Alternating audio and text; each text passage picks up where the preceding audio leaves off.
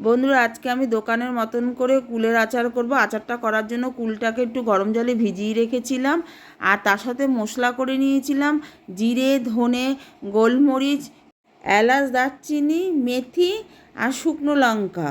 আমি মৌরি নেইনি। সেটাকে ভেজে নিয়ে একটু মিক্সড করে নিলাম। তারপরে কড়াইতে অবশ্যই সর্ষের তেল দিতে হবে, দিয়ে জিরে আর শুকনো লঙ্কা ফোড়ন দিয়ে কুলটা দিয়ে দিলাম। কুলটা একটু নাড়াচাড়ার পরে আমি পরিমাণ মতো নুন আর হলুদ দিয়ে দিয়েছিলাম। হলুদ দিলে আচারের কালারটা খুব সুন্দর হয়।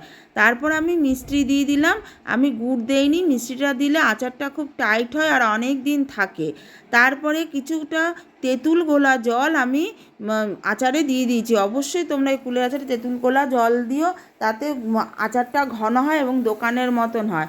তারপর ওই ভাজা গুঁড়ো মশলাটা দিয়ে একটু নাড়িয়ে চাড়িয়ে নামিয়ে ফেললাম। তৈরি হয়ে গেল দোকানের মতন কুলের আচার।